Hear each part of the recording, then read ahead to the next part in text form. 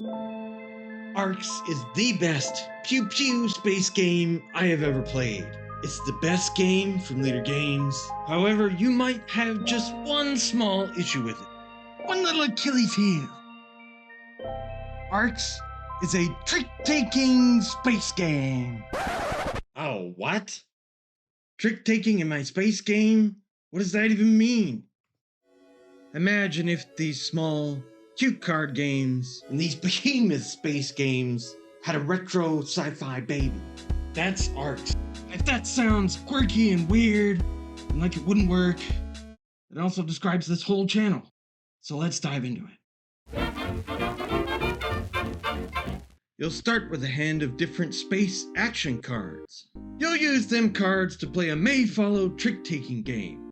Leading a trick or following suit with a higher number will grant all your action pips. For example, all 4 actions of move or influence. The highest on-suit number will also win initiative to lead the next trick. If not following suit, you can play face down to copy 1 action of the lead card, or face up to do 1 action that's off suit. And lastly, you can discard an extra card on your turn to seize the initiative, regardless of what was played. Each suit will have a different array of actions. They'll let you do stuff like extort the populace for resources, slap stuff on the map, scoot your ships around, hit your friends with dice, patch up the damage, bid for special abilities, and take them for yourself. You can also get almost identical actions by spending resources at the start of your turn. You might be thinking, sounds simple enough, but is it any good? Is it worth it? Well, shush, I'm not done teaching. When leading, you may declare the matching ambition on the bottom of the card, which will take your card's value to 0. You'll scoot the highest point marker down to the ambition that you've declared. If you have the most of the thing that the ambition requires, you'll get the bigger number of points at the end of the hand. Second most, smaller number. The things you'll want the most of are boxes and barrels, prisoners of war, the most destruction, blue sparkles, and third eyes. You keep score on this lovely track that you won't bump all the time. It's a race to the finish line. I hope it's fairly apparent that I'm not really teaching every little rule of this game. I'm just trying to give some vibes. But now that that's out of the way, let's talk about how I feel, right?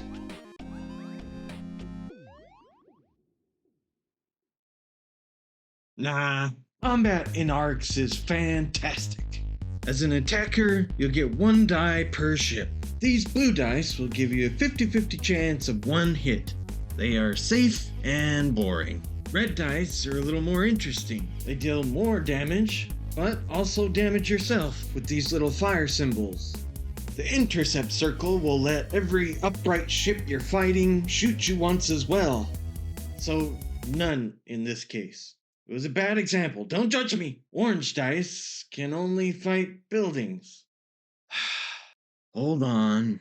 Orange dice don't damage ships at all. Instead, they attack buildings, hit and intercept yourself a bunch, and let you steal stuff with keys. Sneaky, sneaky. But don't accidentally blow up a city, that's a no-no. Don't even ask. The absolute best part about combat, though, is that you can mix and match any color you want. The risk is entirely up to you. And that is just delicious. But enough of this gobbledygook about rules. How does Arcs really feel? Well, it feels like trying to pull off the heist of the century while also riding an Octogator. A Quadrigator? What is this, Kyle Farron? Everything is so heavily competed for in Arcs and layered in such levels of uncertainty, even down to the very actions that you'll be able to take during a turn. This leads to a situation where rarely is anything 100% guaranteed in Arcs. You are trying to ride a wild animal. This game is silly, ridiculous, and fun. It's trick-taking. I mean, what do you expect with a game that has Fuel Drinker as someone you can play? Or galactic bards that you can hire straight out of the cantina of Star Wars? I spy that your friend has space whales. You want space whales. you can go and take it from them. This is why, first and foremost for me, Arcs is about having a raucous good time. So wait, this is sort of a random chaos game then? The game just sort of plays me? It can feel that way at first, but ultimately, no. The secret is, this Octogator can be tamed. Once you figure out its quirks, its idiosyncrasies, and get a handle on this animal, playing Arcs becomes really tense, competitive, and exhilarating. It becomes not only a raucous good time, it's also a nail-biting good time. But Arnie, if there's no guarantees, how can you be competitive in anything? It's not about guarantees. It's about percentages, probabilities, hunches, sussing out your friends, guessing what they're gonna do, what cards they have.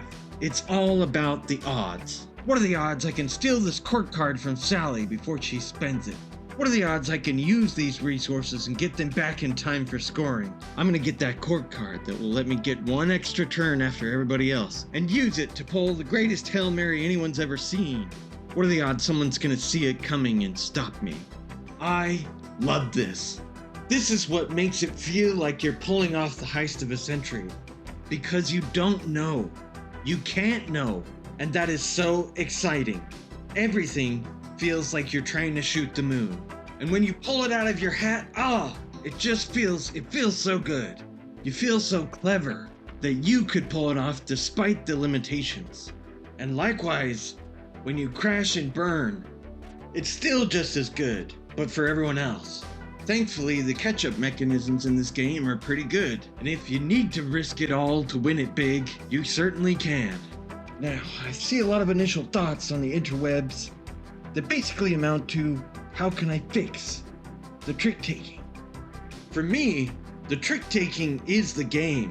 Yes, there are a lot of other great parts in Arcs, like combat, player-driven scoring, and how easy to teach this game is. Although it can be tricky to learn. How interesting the resource combos can be. How the special abilities on these court cards are so game-changing. How you can just throw in asymmetry with the leaders and lore module. It's already crazy replayable, and then you can just add this? Just wow. But getting a weird hand and thinking to myself, how am I gonna pull this off? And adjusting that cockamamie scheme as I realize my friends are gonna beat me to it. That's the best part for me. That's the puzzle.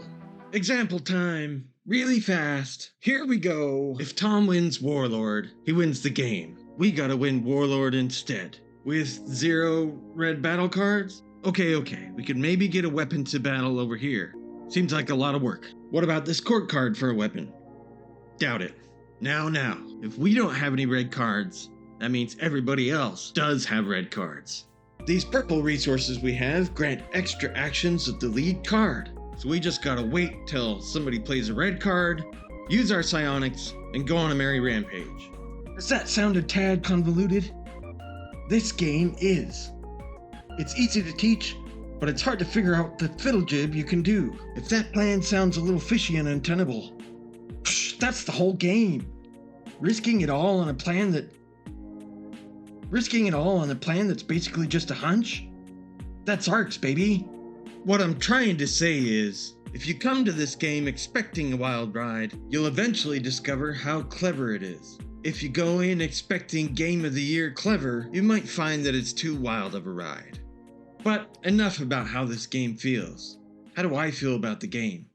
This is too long. This is 2-point salad. I never even got through the rulebook. Too overproduced, not even relevant. Alright, we're off track here. What's even happening? Make it stop. Arcs is quite simply my favorite space game. It feels like it was made for me. I love that you don't have to wait to build up your civilization before you can start having fun. I love that you don't need a whole table full of people or a whole day to play. I love the challenge of how to do what you want to do, and how that leads to new discoveries every time I play. I love that your actions have actual consequences. You can absolutely play yourself into a corner that you then have to invent your way out of. I love that the game incentivizes taking risks and pushes people to make big plays and big memories. It is a fun, wacky, extremely tense, and tactical space game. a space opera in a bottle. From the wood pieces, to the charming character art, to the trick-taking puzzle, to the absolute mercilessness of it, and the fact that I just can't stop playing it. It is Leader Games' best game. And dag nabbit, can we get Kyle Farron an award? Of course his art is always great, but he also deserves one for his inclusion of all kinds of people. Robots, hammerhead sharks, Skeksis, old people, albinos, insects, and blue people. It's just nice to feel represented. Now, let me be clear, just because this is the most accessible Cole Wehrle game doesn't suddenly make this game for everybody. If you're not into very highly interactive games, if failure doesn't make you more interested to play again, if the idea of a wild ride is unappealing to you, if you're not gonna give the trick-taking time to bloom and grow into a weird fungus that becomes slightly addictive, then let this one slide by. But if you want more, oh buddy, is there more? The Blighted Reach expansion takes Arcs from being my favorite space game to being one of my favorite games of all time. If you want to lose sleep at night thinking about a board game, oh fella or gal, this is for you. But you should not even think about it until you know you like the base game. Don't listen to that siren's call. But also, watch my video on it when it comes out. Alright, guess that's my Arcs review. Subscribe or whatever and all that. And bye.